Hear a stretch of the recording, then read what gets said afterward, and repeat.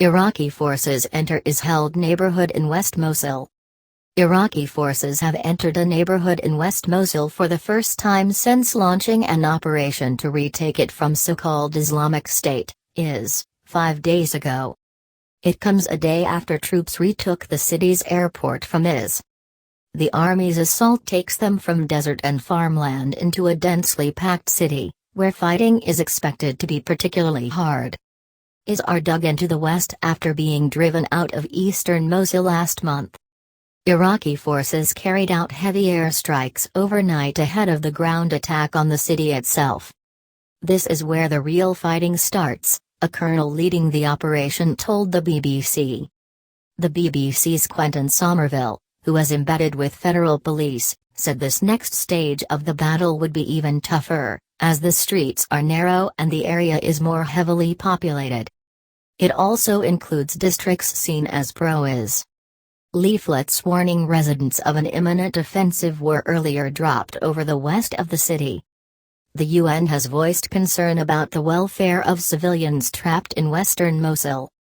Aram Shakaram, the country deputy director for Save the Children in Iraq, told the BBC he believed relatively few people had been able to escape since Wednesday.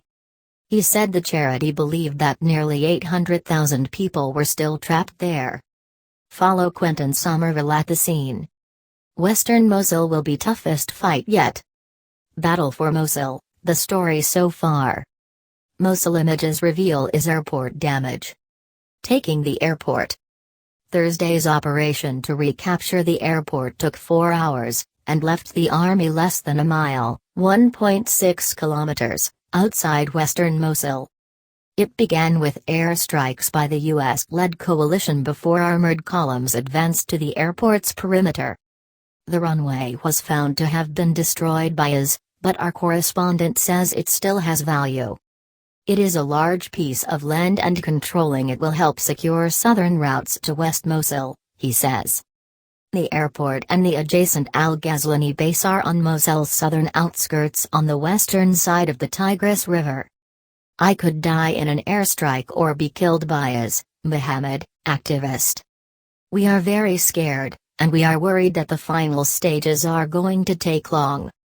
Is will not give up and withdraw that easily, and the whole operation might take as long as it did in East Mosul. I won't lie, I am scared too, and I don't know if I am going to die in an airstrike or be killed by an Is fighter." If you like our video, please subscribe to our channel. Thanks in advance.